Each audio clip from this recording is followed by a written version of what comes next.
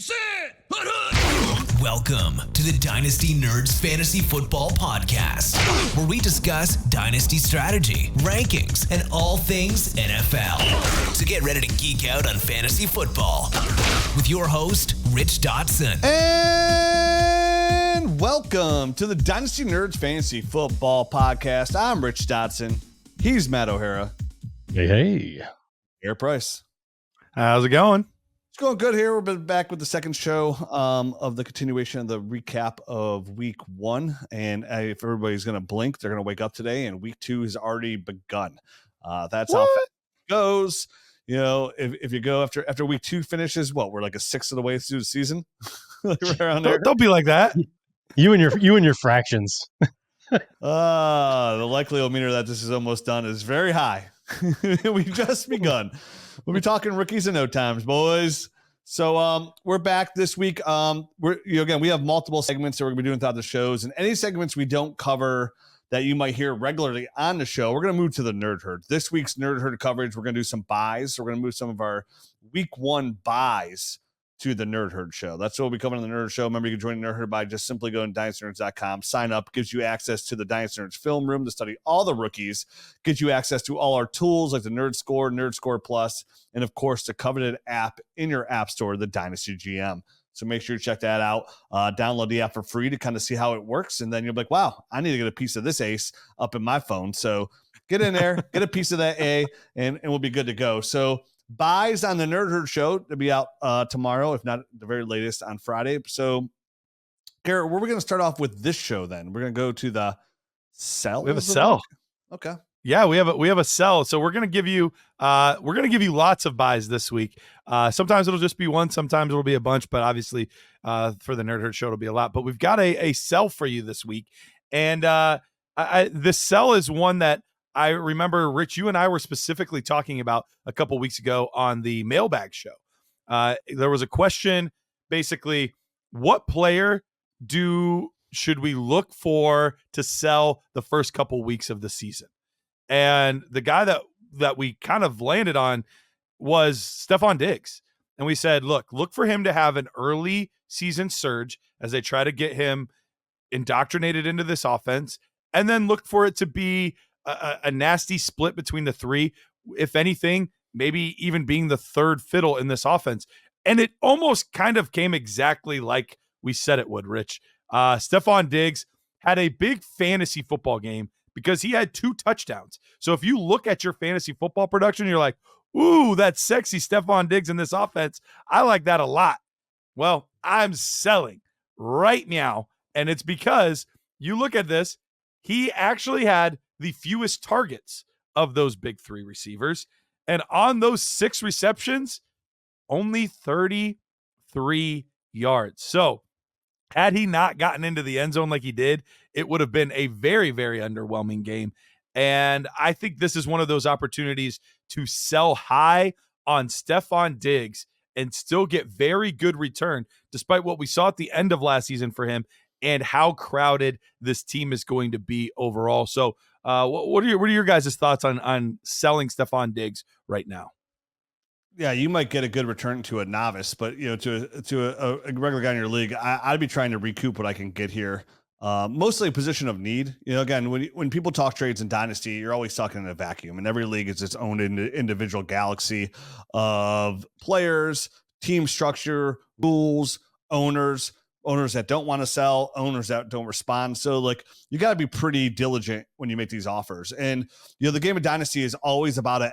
It's kind of like the stock market, right? Like when to buy, when to sell. And these windows are opening nonstop. Kind of like if you can imagine like that groundhog game at Chuck E. Cheese when those little groundhogs are popping up. Like that's the Dynasty trade market during the season, right? Like these windows open and they close just as fast.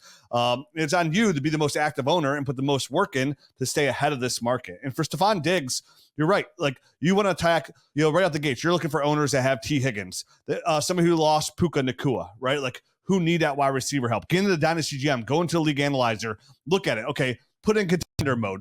Who needs receivers? Who needs the depth? Where are they most strong at? That's where I'm going to make my attack out. Maybe I can get a first. Maybe I can offer Stefon Diggs in my second and get into a very strong upcoming draft class and get back into the first. That's another move. I'd really like to make. I'd be totally okay with offering Stefon Diggs in my second. Definitely if I'm somewhat of a contender. If I'm a bottom of the road team, then I'm not making that move. But you shouldn't even have Stefon Diggs on your roster if you're the bottom road team, anyways. And you mentioned Garrett. Like, I expect this to continue pretty much for the year because like his stats, 33 yards were the fewest of the big. His targets were the fewest of the big three. But the most incredible stat here is if you look at their air yards per targets. So according to the next gen stats, their air yards per target again for the Texans, Nico Collins 15.8, Tank Dell 16.1, and then keep your pants on, Stefon Diggs only 1.6. Yeah, that's embarrassing. Way to skew the numbers. Don't tell your friends about that. That's not even 2 yards. That's how shallow his targets were. So for him to come in and just get those couple catches and how shallow his air yards were, yeah, yes, he did get in the end zone both times. Kudos to him. But for him to like have consistency, this really gets me back to something I'm going to worry about because we talked about it when Nico Collins signed that extension and Stefon Diggs came in. Hey, are we worried about this? No, him and Nico Collins had a really good rapport. He was their true number one receiver. They showed him that he was his true number one. They extended him and Tank Dell. Him and CJ Stroud had a good rapport there. So I'm all in on the Stefon Diggs trade. I'm making something happen. I'm going to be aggressive here early in the season for like the wins start to pick up and people are like, oh, wow, yeah, he is only just catching a couple yards. Not to compare to the people that just see he has a high fantasy football stat line after week one. Because at this rate, Garrett, it's got nowhere to go but down. Down. And to your point, Rich, I was going to have some pretty similar stats. I was looking at yards per route run and yards per reception, and both of those are gross too. When you compare Stefon Diggs compared to Tank Dell and Nico Collins, his yards per route run is 1 yard per route run, which is pretty abysmal. Nico Collins, for example, is at 3.55. Yards per reception, 5.5 for Stefon Diggs compared to 19.5 for Nico Collins and 13.33 for Tank Dell. So he was not efficient at all. And like you guys mentioned, the thing that saved him was the 2 touchdowns. Without those 2 things, he would have had a really abysmal day. So this is the perfect time because he'd had such a good fantasy production week one to get out from underneath. I think an older kind of fading veteran with a big name. So it's important to remember too here, like, you really do have to sift through the weed, guys, of like week one, where like you're not overreacting, you're not doing anything crazy just because of 1 week. And we don't want to do that. But this is a player that we identified early in the season of, hey, let's find him early on in the season. Let's see him produce. And when we do, let's get out. So when we identify a player and he does that, let's move forward. And not only did he do what we hoped he would do to sell and put him in position to sell, he did it with the most glaring statistical output that could back it up as well. It wasn't like, hey, he come out here, had 5 catches for 70 yards and 2 touchdowns. We're like, yeah, sell him because this is what we were looking for. It's like, wow, he has some really good stat line with some really do production behind it. So Turdferg, sorry, still holds value. I still think the name value is there. I think the only other spike you could possibly get is like this holds off and you can have an okay year and when he re-signs to another team. But like this is the key to get out. And this is where I could be very satisfied. Like I said, just move it up in the draft. Can I get a running back that can help me out, like an older running back, like maybe like an Aaron Jones, right? Like we talked about Joe Mixon. Good luck after that stat line at week 1. But even like a guy like Aaron Jones, if I need a running back, if I can't get that first round pick, but that's what I'm targeting. Who else is on the list, Garrett, that we have as a sell? That you have as a sell? We just did the one sell. We're only doing. Yep, we just do the one sell each week, and that's our sell of the week. Can I bring up a guy to put in the back of people's minds that I'm concerned about? Do it. You won't. A guy that I'm somewhat concerned about. Like I'm not saying to go out there and just sell because what are you going to move for? But like I'm pretty concerned about Travis Kelce. Like we saw his output last year during the regular season, and yeah, he stepped up during the playoffs big time. But like his target rate is pretty on par of what he did last year. And I'm just really, you add Xavier Worthy to that, and then Rashid Rice really eats where Travis Kelce used to, right? Like that's where Travis Kelce used to eat in the middle of the field, some of those quick slants, get it in the ball, get it after the catch. And right now, I feel like, at 34 years old, man, like it's going to be hard for him to get better at that age. So I just want to put that on there as a note to monitor. Like I'd really be pretty aware of my surroundings at any point too, to maybe not like just get out from under, but to see if there's a player that's in that range. Even like you're not going to make a move for a high end tight end, but like for example, like my eyes are like, how's Pat Freiermuth going to do in this offense, right? Like, maybe even like a guy like David Njoku, who's 28 years old. Like maybe there's a player I could just pivot off of. And I'm not saying do that week one, but I just want to put that out there now. Like I'm going to monitor that again this week, Travis Kelce. Like I have my eyes on this guy to see where his production is going to be. Because even after week one, where was he on the week one? Where did he finish? I know it wasn't bad. But the problem is where he's going to sit right now is going to look pretty decent to most people because of the overall finish. Let me get here to 2024. I apologize to slow you guys down here. He finished 14th. Oh no, that's standard. Yeah. He finished 15th. 15th. PPR. Yep. Mm-hmm. Yeah. So he's already in 15th in PPR right now. So like that, like if he's going to put out this kind of production early in the season, you'll be able to pivot. Definitely for a guy like David Njoku, right? And I know this sounds crazy for a guy that's not going to play for a couple of weeks, but like if I could pivot the David Njoku, I know saying that out loud sounds crazy and not after 1 week of reaction, but remember we saw him take it down, oh my God. He regressed last season. He regressed last season in his fantasy football production. And for him to come out week one, it's not the Xavier Worthy. It's that Rashee Rice and Xavier Worthy are on the field. So like this could turn into something that's going to be a little bit more consistent where he's no longer that high end tight end on a consistent basis. So I am looking at guys like that can easy pivot to. You might be able to get like for the David Njoku. What if you get like in a super flex tight end premium league? You probably get David Njoku and a second for Travis Kelce. And with him signing that big deal for his podcast, doing this investment in Garage Beer, that was a huge deal they signed for Garage Beer. His girlfriend being a billionaire at 35 years old, it's going to be hard pressed to see a skill position player at 35 years old come out here and be a weapon. And more importantly, a fantasy weapon. Not saying it can't be on the NFL field, but be a very active, consistent fantasy football weapon. I just want to put out there week one that this is on my radar. I have no more Travis Kelce shares, so I have nothing to monitor. But for everybody that has that, I would really start looking at a pivot here about some guys that could possibly move to that could probably give me that same production. And I said David Njoku, he's only out they didn't even put him on IR today. They did not put David Njoku on IR. They put 4 players on IR, not Njoku. So they do expect him to probably come back before those 4 weeks. So if I can get like David Njoku and a second, I wouldn't be surprised, guys, by the time Njoku comes back later in the season, if him and Kelce are possibly on the same tier on a points per game basis. And we know how that's the tight ends work, right? Like once you got that top tier, they get pretty close. So if I can recoup and gain 6 years on a tight end, obviously I don't expect to get 6 more years out of Njoku, but say 2 to possibly 3 more years out of Njoku, who's a physical specimen, and a second round pick on what seems to be another good draft class. If I need a running back, I'm going to go ahead and make that move. So just want to put that out there.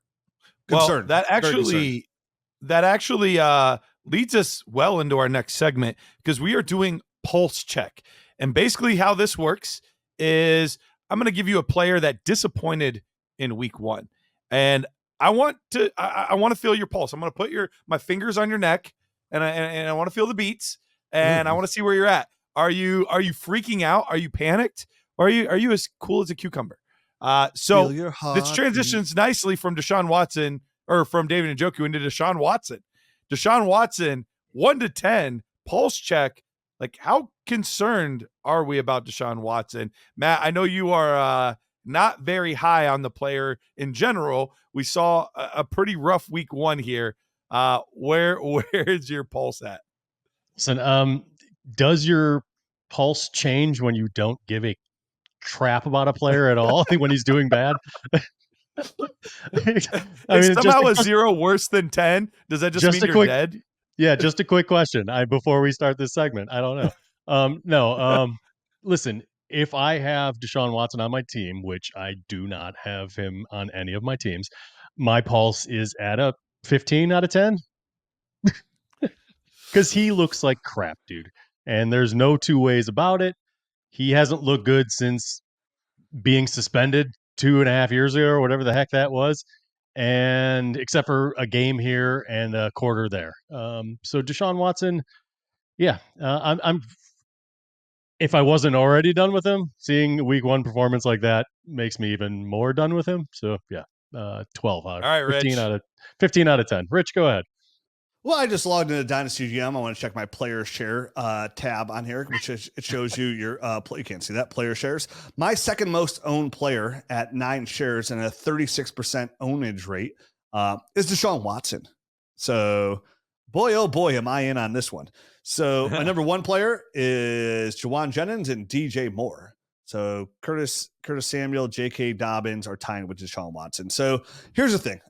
Week one, he didn't play anything in the preseason. That same week, one of his college buddies and his dad died, which gets in your mentals a little bit there.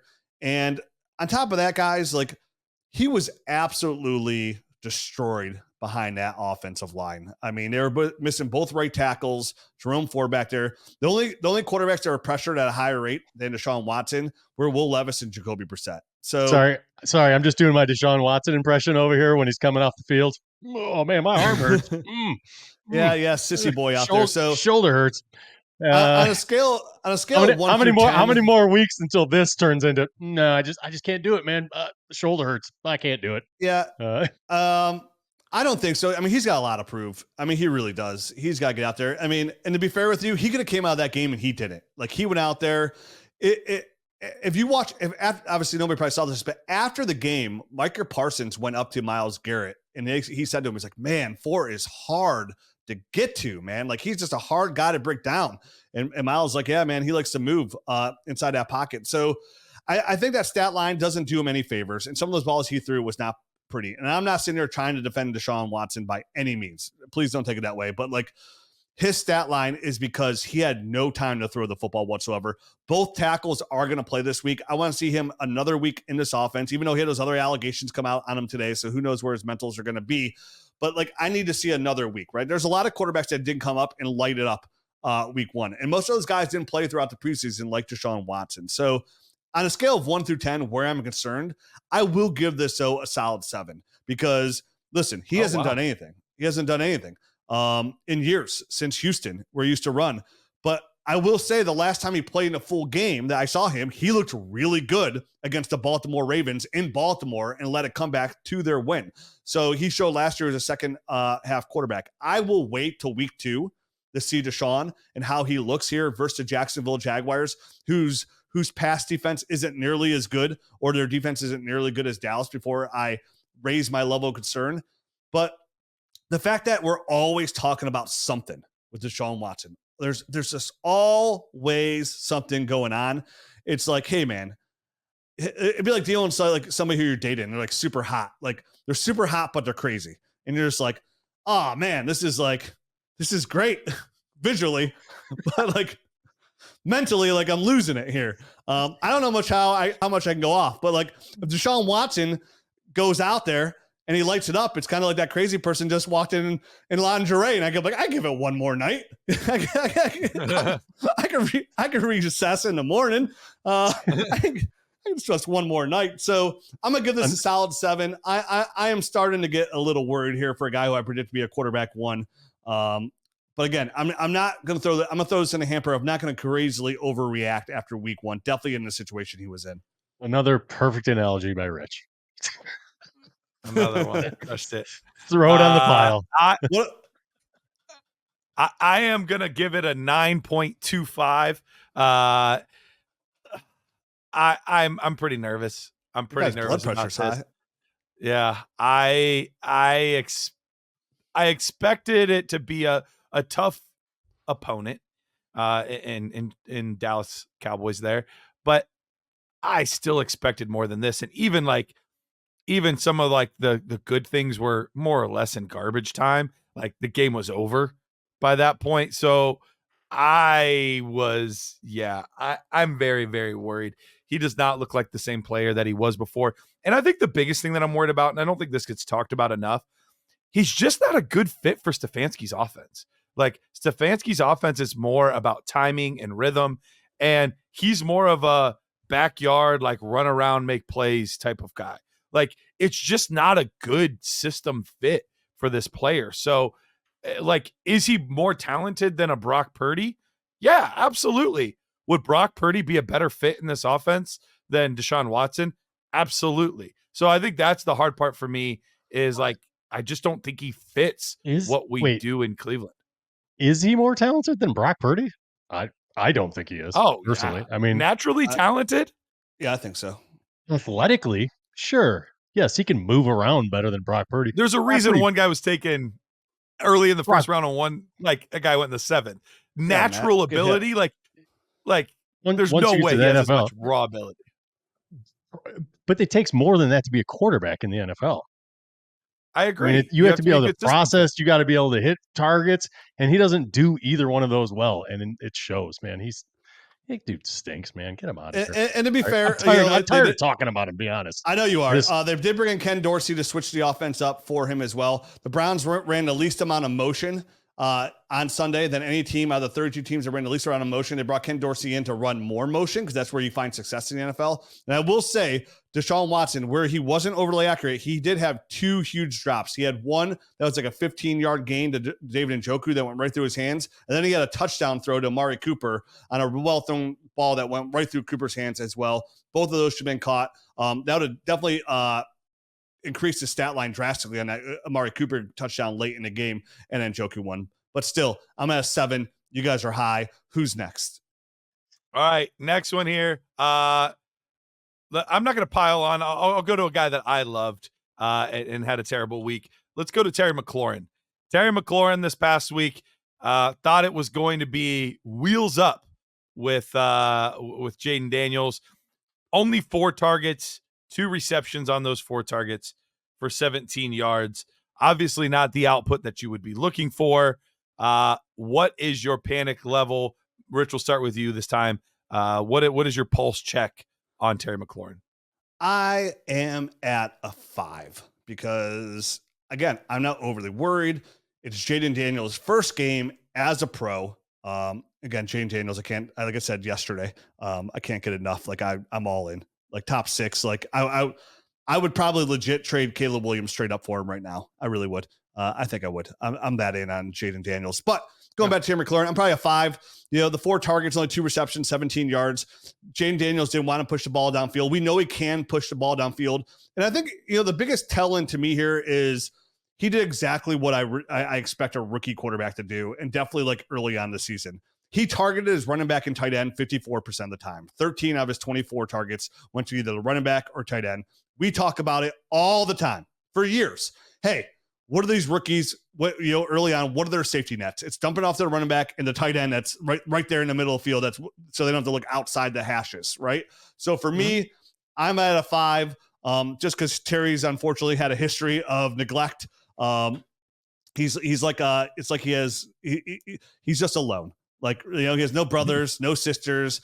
He's got a single mom who has to work 23 out of 24 hours a day. So like he's just constantly neglected out there. I feel bad for Scary Terry because he's getting ready to move out of the house at this point, and he just needs a little bit of love. So I think that will come. They still don't have a lot of options out there. It makes me feel good about my Zach Ertz take in the preseason, how I really liked him being in Cliff Kingsbury's offense. But right now, again, after 1 week, not worried. Jaden Daniels did exactly what I thought he would do behind a doo-doo butter line, and that's run the ball and then dump the ball off to the closest vicinity of safety. And that's a running back and tight end, and the stat lines prove it. I'm at a 5. Yeah, and to your point, Rich,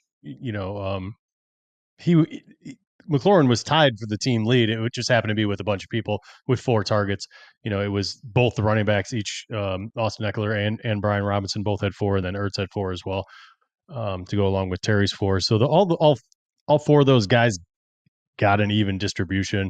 I would imagine, not only did he revert to just passing, dumping off passes to a tight end and running backs, he also reverted to what he knows can get him out of trouble, which is rushing the ball and using his legs, 88 rushing yards. So I do think as the game starts to slow down a little bit, that will get better throughout the weeks, and we'll see more of the development of the passing game. So Terry McLaurin, while it stinks, you're going to have to go through some growing pains right now, and he's probably not going to end up being one of these guys that has a super high fantasy finish because it might take a bit of time. I'm not worried. Terry's a good player, and he's still the number one wide receiver target on that team right now. So he's eventually going to be getting all the targets there, and kind of as those targets raise, so will his fantasy production. So to put a number on it, I think at a 5, I'm probably even less worried. 4 for me, no big deal. Yeah, I'm not going to go too deep into it. I think you guys did a fantastic job of covering this, but I'm at a 4 as well. I think much better days are ahead for Terry McLaurin. I still feel good about him being on my team as like a wide receiver 3 on a contender. Let's go to Rashad White. So Rashad White, it's like, what? Well, why are we panicked about him at all? But why are we putting him in this segment? He had a great fantasy day. Had 6 receptions for 75 yards. Well, the reason is because he only had 15 attempts and only 31 yards. And the guy right behind him, Mr. Bucky Irving, 9 attempts for 62 yards, and then also was involved in the passing game. 3 targets, 2 receptions for 14 yards. So I'll go first on this one. If I have Rashad White, my pulse check is probably about an 8.5. I'm pretty nervous about this. Like, this is somebody that we've been talking about all offseason as a very strong regression candidate, a very high likelihood that Bucky comes in and takes a vast majority of this work at some point or another. And it happened this quickly for him to get this many touches. Now, yes, Rashad White still did great in the receiving game. And I think Rashad White is going to continue to be a receiving back on this team. But the hard part is I think that both of these guys are going to be very active each and every week. And fantasy production wise, you're not going to want to play a Buccaneers running back on a regular basis. So I'm at about an 8.5. And I feel like I might even be being a little bit generous. What about you guys? Yeah, I mean, obviously, you just go right to the rushing stats, and the easiest one to look at is yards per carry, 6.89 for Bucky Irving versus 2.07 for Rashad White. I mean, that's ridiculous. And then a lot of people talk about yards after contact, and those guys are pretty close. 1.56 per attempt for Bucky Irving, 1.6 for Rashad White, but these guys are rushing behind the exact same line.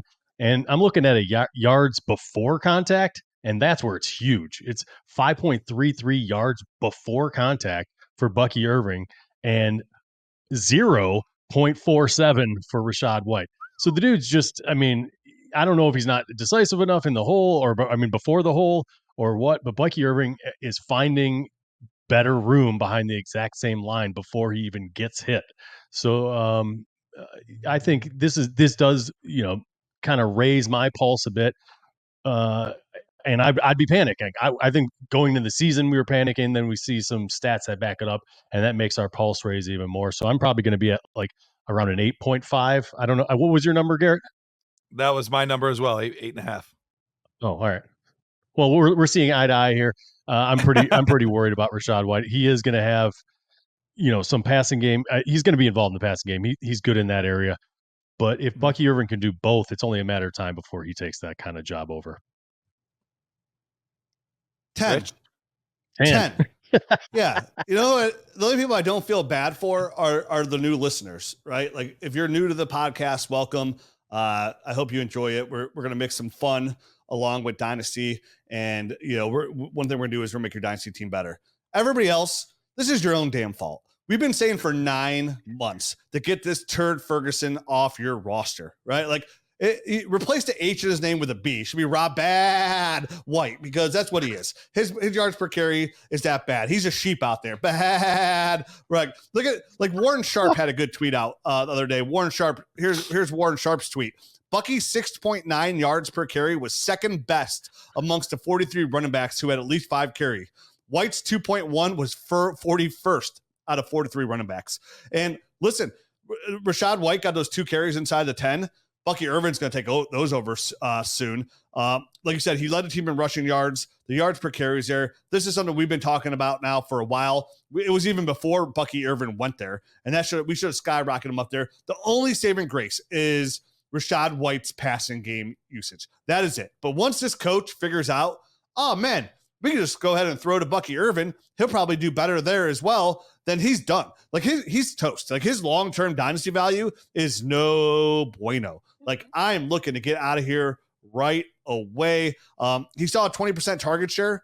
That's kudos, but it's like maybe like Jalen McMillan gets a little bit more acclimated. Maybe they go to Cade Otton and then they go to Bucky Irvin. Like I expect Bucky Irvin to take over the starting role very soon. Was he on our bold prediction show? Was he? I can't remember if I had him in there. Yeah. I think by week 5 or so.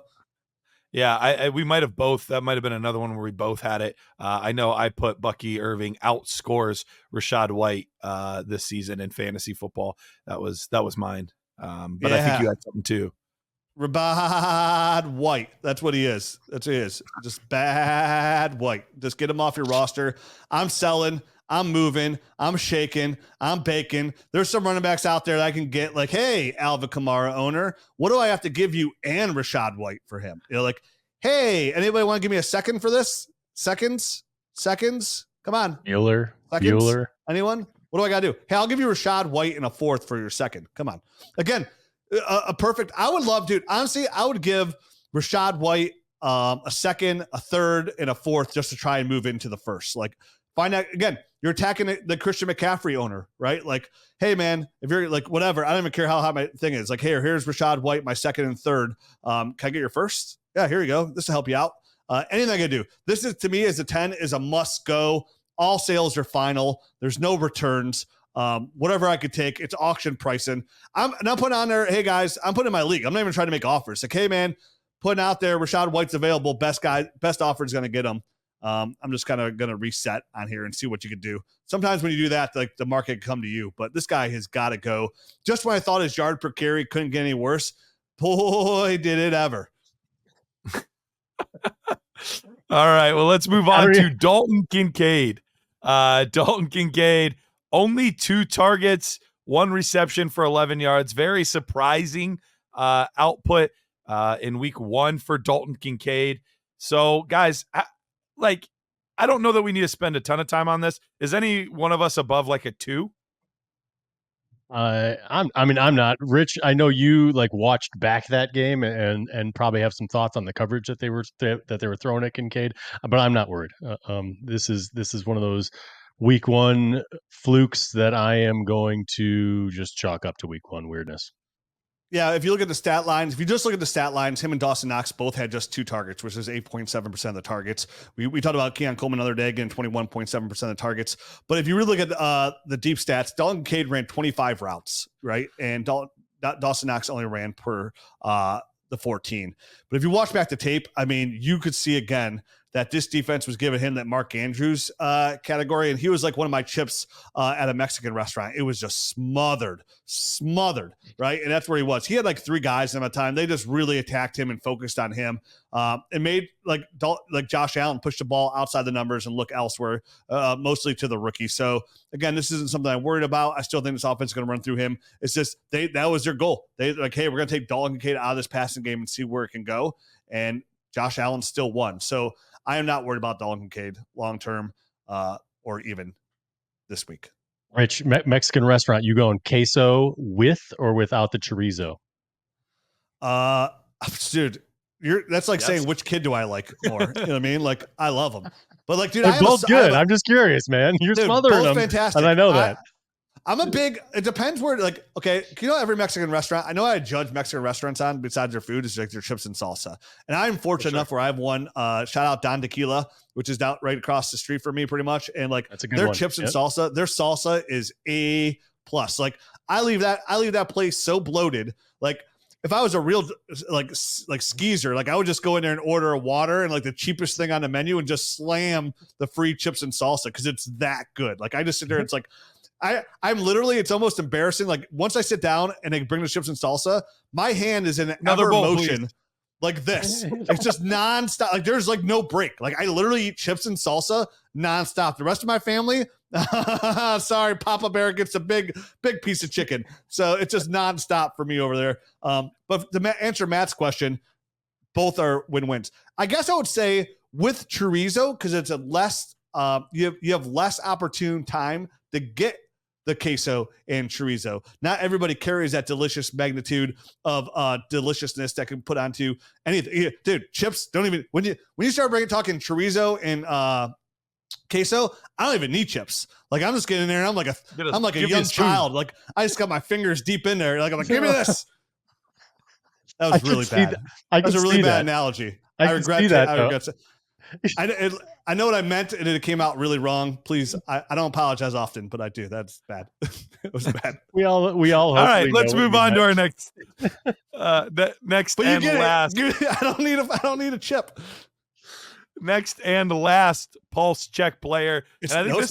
I got a surprise one for you afterwards. I brought a little surprise to the game. I didn't even tell you about this one. We have a show sheet here because Garrett makes show sheets now. So we have show sheets for like a real professional show going forward. Look at us. But I got one down here that I'm going to drop on you guys and ask you your pulse check because I have one that's sneaky. It's okay. I like it. I like it. All right. Travis Etienne. Let's get a pulse check on him. He had 12 attempts for 44 yards and 1 rushing touchdown. He also had 3 targets, 2 receptions in the receiving game, and a big fumble. Then you look at Tank Bigsby. Similar situation to what happened in Tampa Bay, happened in Jacksonville. Tank Bigsby also had 12 attempts. The difference, he had 73 yards on those 12 attempts to the 44 yards for Travis Etienne. However, he was not used in the receiving game. So let's get a pulse check here, Matt. What are you feeling on old Travis Etienne? So Travis Etienne is, I think, another one of these guys that we kind of lumped together, Rashad White and Travis Etienne, as guys that weren't super efficient with their carries, right? But both of them still made hay because they got all the work and they are involved in the passing game. So really, the emergence of any running back from on those teams that's going to be more efficient in the running game has got to raise your pulse, right? I mean, so for me, I'm not like super worried because I think Etienne is the better runner here. Still, I mean, the better running back, the more complete running back than Etienne. So unlike Rashad White, who's got Bucky that can do both, I think Travis Etienne is still going to have a role no matter what. Whereas in Rashad White, it could just downright lose that job completely. I think Travis Etienne, no matter what, will be involved. So while Rashad White's at an 8.5, I'm probably more like a 5.5 for Travis Etienne because, of course, he's still going to have that work in the passing game, but any sort of loss to his volume is going to affect him and drop him from a guy that was a top 5 back or top 6 back last year. I can't remember exactly where he finished, down closer to that 12, 13, 14, that kind of range. Yeah. That he's just not he's not an impact player. He's just another player kind of in that mix. So for me it's going to be a 5.5. There's not a ton of interesting stats. Obviously, Bigsby was far more efficient in the yards per carry average, 6.08 versus 3.67. We'll see if that equates to some more usage. And he also, he offered some nice explosion and stuff like that. Bigsby just doing something is a bonus, I think, for me at this point, because I have him on a team and I got absolutely nothing from him last season. So, Rich? Yeah, I like that 5.5 number. I'm going to go ahead and copy paste that and put that in mine as well. Where, and if memory serves me right, didn't Bigsby start to get more carries after the fumble too? That fumble at the goal line, I think is when he started to outpace him a little bit there. That could be true. And still with the hot hand, but yeah, I can't remember. I thought I remember that correctly, but you gotta go back into the offseason. This is something that Doug Peterson really talked about this offseason. They really wanted to find a way to lighten Travis Etienne's load because he had so many touches last year. So I think the big thing here is Tank Bigsby got no looks in the passing game. That was still at the Etienne. They didn't throw the football a ton, but Etienne tied for the second most targets with 3. The leader was 4. So they really did spread the ball around pretty equally out there, and that's included Travis Etienne. So he will be involved in a passing game. And those are kind of running backs I still want to target. And if this is going to keep Etienne healthy, I think he'll still get the usage and the touches involved in the passing game, where he might not be as a top 5 fantasy football running back this year. I think he still finished as a running back 1 just on usage alone. So I'm at like a 5.5. But again, this is something that Doug Peterson talked about, bringing somebody in to get somebody more involved in the passing game. They picked up, guys, remember, there's nothing to freak out about here. They picked up Travis Etienne's 5th-year option. His contract is guaranteed for this year and next year. Like, he's the guy, right? Like, again, week 1, not overly worried about it. I think Tank Bigsby's fall into that other really solid guy as a running back 2 that's not going to catch any footballs and kind of like hurts him a little bit. But welcome to today's NFL. Like, this is everybody. This is why kind of went to like just same reason we were talking up Joe Mixon so much yesterday. Like, there's so few of those guys. Like, if you can get them, you have to do whatever you have to do to go get them if you truly wanted to win a championship.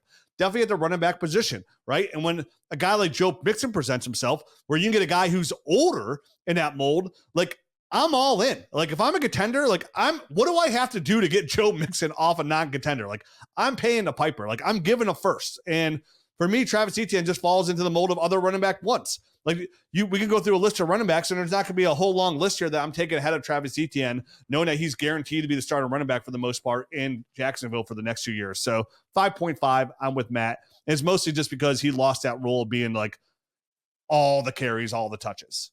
And to add on top of that, I mentioned the explosion coming from Tank Bigsby. He had 43 yards on explosive plays.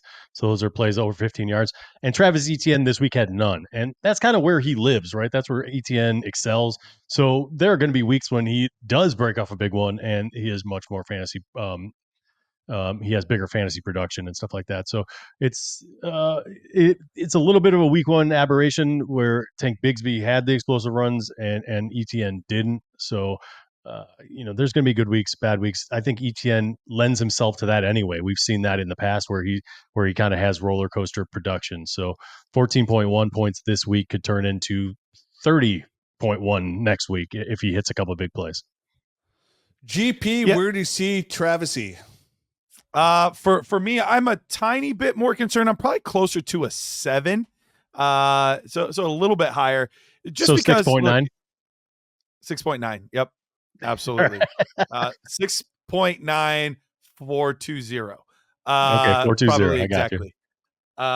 So for the biggest issue for me is I don't think it's one of those scenarios where I'm like, oh yeah, now I want Tank Bigsby more than I want Travis Etienne. Like, it's nothing like that. It's simply just this sucks for him. Like, he's not an efficient player on his own.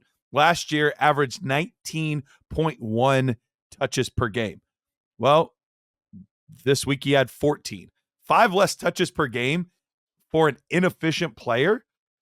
That's a lot. That's a big dip. And so if this trend continues where we're seeing the rushing workload split 50-50, there's going to be some bad days for Travis Etienne. And Travis Etienne even had quite a few games where he was at 10 to 12 rushing attempts regardless. And he did more on the receiving stuff that week. But so if he's now splitting, if there's total only 20 touches or 18 touches in a game for running backs, as far as running the football, if they're down quite a bit, throwing the ball a lot, like, I don't want my running back 1, because that's where he was being drafted as a running back 1. I don't want him getting only 9 rush attempts, 10 rush attempts in a game. So that's what concerns me more than anything else. An inefficient player that's not going to get the volume. I feel better about him, obviously, than I do to Rashad White, but it is still very much so a concern with me. Rich, who's your surprise guy? Surprise guy, I'd like to know your scale on this. Again, 1 week, just 1 week, nothing to worry about, folks. Nothing to see here, maybe. What is your scare scale? We're just making up all sorts. It doesn't matter. What's your scare scale on a scale of 1 through 10? Your pulse. Can I get the pulse check? There it is. On Drake London, who saw just a 13% target share in week one. 13% for the number one receiver. No other weapons out there really throw the football to, and still, except for Kyle Pitts. Don't need to go deep into it. I know. I'm just wondering, like, because I'm at like I'm at like a 6. I'm at like a 6. Okay. Like, I mean, dude, the whole offense just looked bad other than Bijan. So like, I know Kirk Cousins looked bad. He did. He looked very bad. But like, dude, he can only be the super young guy drafted real high for like only so long before he's like, oh, this is not so young like guy anymore. Like 100%. I mean, we got to start pedaling this bike, dude. You got in the wrong gear. My feet are moving, but we're not going anywhere. Rich, to your point, I'm worried, man. And he wasn't a guy I was ever super high on. So this is one of those preconceived kind of notions that you already have being verified over and over again, kind of throughout his young career so far for me. So I'm at this dude's got to show me. Like I haven't seen anything in the NFL from him to really make me think he can do it. So until he does it, he's in a show me mood for me. So I'm at more like a 7.5 as far as my concern, because it was already at, when he came into the NFL, about a 6.5. So now it's just getting worse for me. Get to it, Drake. And when you get doing it, you should be doing it and doing it and doing it well. Come on, Drake. Exactly. Got the Kendrick Lamar over here talking you down, Drake. Let's rebuttal here. Make a name for yourself. Let's see you at the halftime show. Come on, buddy. Where are you at, G? I said it in the beginning, I'm at a 4. I'm not as concerned. If we see this again in week 2, though, that's going to bump up to like a 5 or 6. But the whole passing game just looked way out of whack this past week. So I want to give it a little bit more time for the passing game to get to normalize a little bit before I'm overly concerned. But it's still not good. Like, all right, Garrett, tell the listeners what this next segment is that's new, that people will find interesting on a week-to-week basis that you're going to come up with. Yeah, so we're not going to spend crazy amounts of time on this, but we're going to do numbers that matter. And we did a lot more in the analytical realm this past summer than we've ever done before. We had many shows dedicated to digging deep into some statistics. And so what we want to do is we want to find numbers, not just numbers that to throw out statistics and say, like, oh, look, it's stats driven, but things that actually affect fantasy football teams. So running backs, I think one of the biggest things that you can tell in week 1 is how are things going to work? Who's getting touches? Who's not? And one of the big ways you can tell that is with snap share. So I looked at guys that had over 70%. So if they were at 70% or lower, they did not make the list. If they eclipsed 70%, they made the list. So here's the players. And I want you guys to tell me either players that were a little bit surprising, encouraging, whatever, but any of these that stick out to you. Snap share in week 1, 96% for Jonathan Taylor, 91%. Concerned. You're concerned that he got 96%? No, I'm concerned about Jonathan Taylor. Too much work? Is that what you're saying? No, dude, not enough work. Dude, remember we talked about Jonathan Taylor in the preseason? Not enough work at 96%. He's the number 1. Oh, no, I want to go back because I have this on here. Because we're digging, right? So it's calling me paleontologist. All right, let me read the list, and then you can read the list. Okay, then we go back through the list and start from the top, I suppose. Yeah, exactly. Read the list first. Okay, 96%. I don't usually like to cut people off. Yeah, I know that you hate that, but 96% Jonathan Taylor, 91% Kyren Williams, 89% Bijan Robinson, 82% Breece Hall, Jordan Mason from San Francisco, 81% in the absence of Christian McCaffrey, 80% for Isaiah Pacheco, 80% for Saquon Barkley, 78% for Ramondre Stevenson, 75% for Jerome Ford, 73% for Josh Jacobs, and then Joe Mixon at 72%. All right, let's go back to the top. Rich, let us know what you're thinking about Jonathan Taylor. Yeah, I'm going to kind of piggyback off when we went our running back 1 episode. And I brought this up to you guys' attention then. I said my number 1 concern with Jonathan Taylor was he going to be like, not just that goal line stuff and quick movement off of Jonathan Taylor of Anthony Richardson. My number 1 concern to you guys, I said was he going to involve him in the passing game? That was what I said. I was like, if he does not do that, I'm concerned because there's not a lot of running backs that can live off of just the carries in today's NFL. And listen, Anthony Richardson only had 9 completions, right? Like I have more fingers than that, blessed. So for me, like he had no looks, he had no targets whatsoever. And if we saw what Anthony Richardson did in previously, and he did the same exact thing then, and he's still being amped like to run the ball if he has opportunities there. So for me, even though he's on the field a ton, that's great. If he's not going to be involved in the passing game, this is going to be a concern for me because this is going to really deplete Jonathan Taylor's value. It's going to make him more likely, if he stays healthy, gets all touches. Yeah. I mean, can he be a low end running back 1? But that's not where he's valued, right? Like, so this isn't me saying Jonathan Taylor is a bad running back. I don't think he still has a chance to be a running back 1. If he's not involved in the passing game, this completely eliminates his opportunity in my eyes to be a top 6 running back where he is currently valued. Again, if this is how it's going to be, give me Joe Mixon all day over Jonathan Taylor all day. Right. And like you can get, and Garrett, Matt, you can get Joe Mixon a week ago. You get Joe Mixon plus probably a 1st and 2nd round pick for Jonathan Taylor, like easily, most likely a week ago. And again, I know last week is going to really kind of like split that. And people are going to be like, oh, well, I can't get rid of him now. His price has gone up. But some people could also look at like, hey, I'm trying to sell high at the same time. But Jonathan Taylor not being involved in the pass game. And that was my biggest concern. And I'm not saying he's a sell. And I put this on Twitter. I'm like, I'm not saying that I'm selling Jonathan Taylor. But again, just like the Travis Kelce thing, this is on my radar to monitor very closely, right? Like this is red alert, red flags. They're planted. I'm watching this.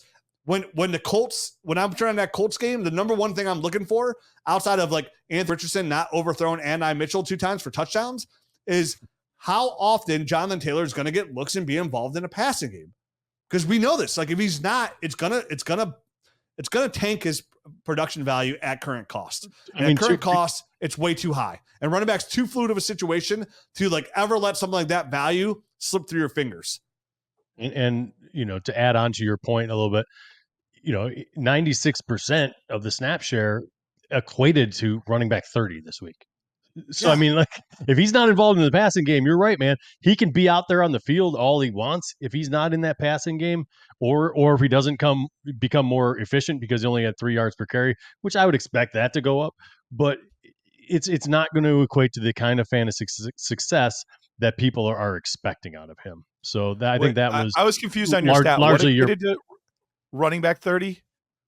He had 96% of the shares, but it only equated to running back 30 on the week in PPR. Yeah, he was running back 30 on the week. So he was running back 30. Yeah. 10.8 points, Garrett. Yeah. Wow. Sorry to break your heart twice. First one I told you I didn't love you anymore, and now just now. Wow. That's very surprising though. At over double-digit points to be that low like that, we must have had a lot of solid running backs this week. I didn't realize that was that low. Well, when you got guys that come out there that catch footballs, again, that's a stat that matters. We talk about it all the time. The guys that catch footballs, it's a different. This is the point. Like Matt said, Hill. Hold on, Justice Hill finished above him, 1 spot above him, in basically a timeshare, and he was sandwiched between both the Baltimore guys because Derrick Henry was right behind him. So there were a lot of guys that were just catching balls that kind of got bumped up above. For what it's worth, I to me the Jonathan Taylor hate is going a little too far. Like we're talking about the guy that had the best snap share out of any running back this past week. Like there will be opportunities. Like there will be opportunities in the receiving game. It was a weird game with very few pass attempts overall in the game. Like better days are ahead there. He'll be more efficient and more receptions. Just waving the flags, Garrett. Like I'm not saying go out there and immediately again. This is not me like an overreaction, like saying, "Oh my God," like before, like, "Hey, I'm saying I'm selling Travis Kelce," or like I'm getting him on my roster. Right. Like I'm saying sell Stefon Diggs. What I'm saying is this was one of my concerns going into the season, paired up with Anthony Richardson, and after 1 week, that concern has not been negated, and I'm still concerned, even more so because he didn't even have a look. He didn't have a single one, and that's what the stat lines too. I don't have them in front of me because I wrote them down for that show, but like this is something I'm going to monitor in week 2. This is a continual thing. If Jonathan Taylor's not scoring touchdowns, which again, we have to have some concern there inside the 5-yard line with a guy like Anthony Richardson, then he could have 100 yards per game, but he's scoring 10 points. And just like you said, 10 points, he scored 10.8. 10 points on a weekly basis when we have pass catcher running backs is good for about running back 30. That's not going to cut it. And it's not about Jonathan Taylor, the talent. It's about his value currently today in Dynasty. And I said, the running back position is going to be the most fluid position on your roster. We preach that as one of the top Dynasty strategies in the game today. So if anything that's going to happen, if this is going to be a continued basis, you're going to have to pivot and you're going to have to sell high on Jonathan Taylor. As much as that might stink to do, if the production's not there, then you got to get the production elsewhere. That's all I'm concerned about. I'm not saying sell him, but one of my concerns going into the season about Jonathan Taylor, I literally said just 2 weeks to you guys on this show, so far after 1 week, is starting to come into more clarification. Week 2, if he goes out to, this week and he catches 4 footballs for 30 yards, then yeah, shame on me. Yep. And it's like me talking about Ramondre Stevenson. I don't know what the hell I'm talking about. And to Garrett's point, the whole point of this stat is the people that get above 70% are going to, over the long run, produce well for you. Put up numbers. And this is a very small sample size, only 1 week. So am I worried? No, I mean, not really, because I think as long as he continues to have something close to 96%, I don't think that's sustainable either. But if he's above 70, he's at 75 to 85% of the shares there, he's going to be fine over the long run. And the catches, I think, Garrett, that's basically what you're trying to say. The catches will eventually come. They just weren't there this exactly. week. This would be like the opposite for me in as far as like concerning. So your worry meter is at about a 3. Garrett, we're not playing.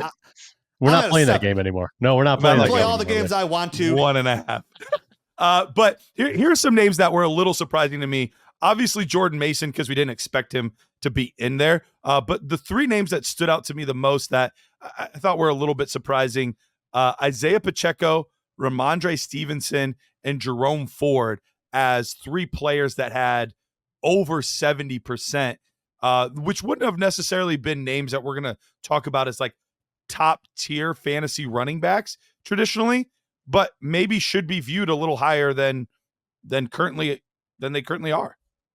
I mean, I had Pacheco in my top 12 when I did my whatever we were doing our rankings. I did too out of an 11, I think. And it's because I feel like there's no one else on that roster at this point. You know what I mean? So I think that one's kind of out of necessity. They don't really have another person that's a lights out type of guy. Samaje Perine they just brought in, so I would imagine his snap share will go up slightly kind of as the season goes on. And they try to get Carson Steele involved a couple of times in that first game. A couple of them were kind of negated by either a timeout or a penalty and stuff like that. So while 80% is high, I still think he's going to be above 70% most of the time anyway. I would agree with that. I think he's just better than the other guys that are on that roster at this point. Yeah, Isaiah Pacheco didn't surprise me at all. They have nobody else even to put out there. The guy who surprised me the most was Ramondre Stevenson. I literally just said on the bold predictions that he wouldn't be a top 24 running back. No Patriots being a top 24. I feel very good about all those other Patriots I talk smack about. Base in your face, turds. But not Ramondre. Boy, oh boy, did he look fantastic. Did he get hit a lot at the line of scrimmage and behind? He sure did. But what did he do? He was rumbling, he was bumbling, and he was tumbling. That guy was a smoke show out there. Man, did he look good in every aspect. And guys, not only did he have 70% share, he also had all the rush attempts too. And not on top of that, I thought they brought in Antonio Gibson, which is somewhat of a worry. I was like, they're going to take some away for Monday out of the passing game, and they're going to bring Antonio Gibson in, a former receiver, and he's going to live in the passing game. And again, after week 1, not getting all crazy, but after week 1, boy, that was a sharp surprise because Ramondre Stevenson got 13% of the target share, and no other Patriot running back at all was even targeted in the passing game. Ramondre looked great on every aspect. My apologies for talking that smack. I regret it. I retract it. You look good. If you want to say Ramondre Stevenson is going to be a running back 1, if he's going to run like that, I am going to go ahead and pivot. Whatever side of the party I was on. I'm not one of these people that just commit to a cult. I won't just say I'm on this side, I'm on the left or the right. I'm a very independent thinker. So I will say, hey, I'm on this side of the line now. I'm on your side, Ramondre Stevenson. You got my vote for success. Thank you for being the leader that I needed. Any other quick thoughts on Jerome Ford before we get out of here? No. Get out of there. Again, he saw all the targets. He got all the carries. He was back there. They have nobody else. They have Deontay Foreman. He didn't get anything out there. That's all they have. They don't even have other running backs pretty much on the roster. They got Pierre Strong. He didn't get any looks either. Once Nick Chubb comes back, this is the guy who's going to take the carries.